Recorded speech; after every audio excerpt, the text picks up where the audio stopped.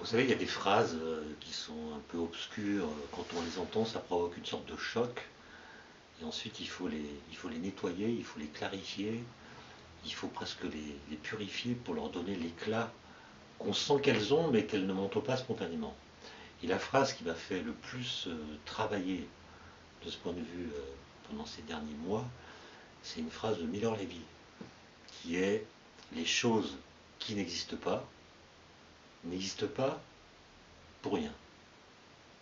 Ça interroge le mot exister. Qu'est-ce qu'il veut dire dans cette phrase? Alors, si on prend la phrase au début, enfin, plus que le début, dans sa grande partie, ça donne: les choses qui n'existent pas, n'existent pas. C'est presque tautologique. Et puis après, il y a pour rien. Et c'est le pour rien qui provoque une sorte de choc. Alors, il se trouve que moi, je m'intéresse à la physique, et notamment à son histoire. Et il me semble que la physique, elle donne un moyen de donner à cette phrase un sens très profond qui pourrait être le résultat d'un nettoyage radical. C'est-à-dire que dans toute l'histoire de la physique, on a inventé des choses, on a imaginé des choses, on a supposé que certaines choses existent, et puis on a découvert que ces choses qu'on avait imaginées, en fait, n'existent pas. On pourrait dire donc on s'est trompé. On aurait été plus vite si on n'avait pas imaginé ces choses. On aurait gagné du temps.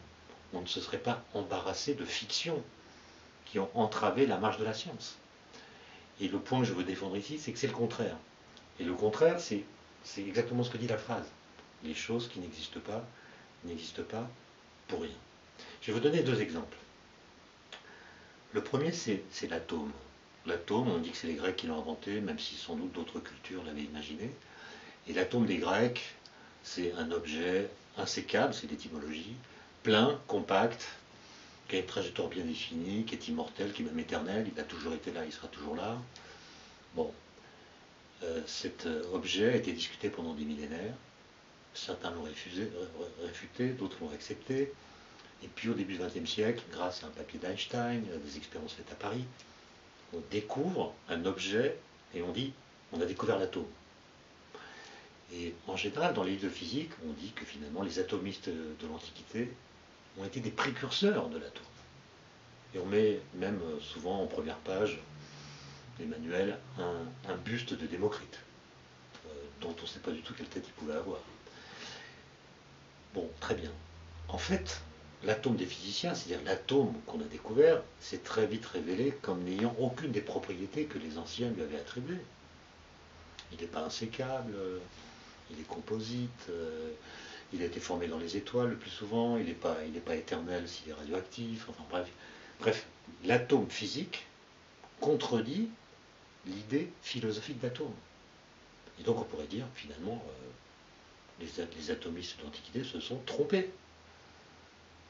Oui, sauf que d'abord c'était des génies, et ensuite c'est parce qu'ils ont inventé cette idée fausse de l'atome qu'ils ont mis en marche un mouvement d'idées qui a abouti 2500 ans plus tard à la découverte d'un objet qu'on appelle l'atome, qui n'a rien à voir avec celui qu'ils avaient imaginé.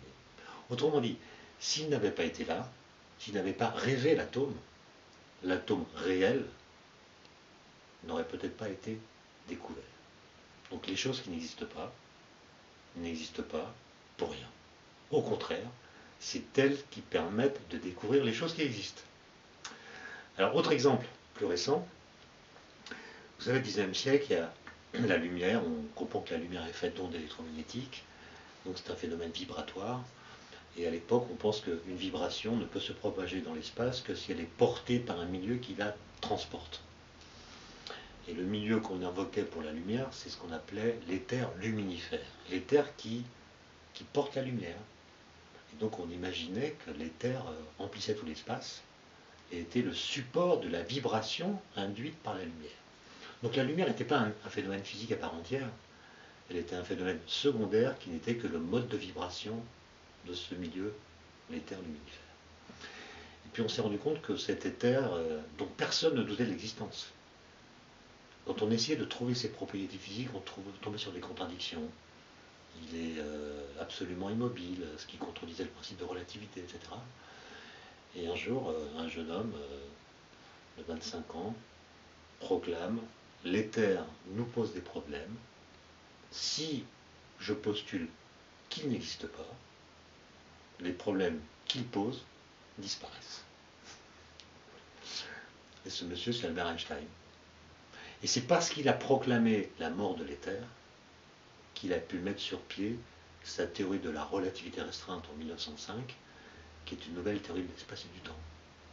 Donc les choses qui n'existent pas n'existent pas pour rien.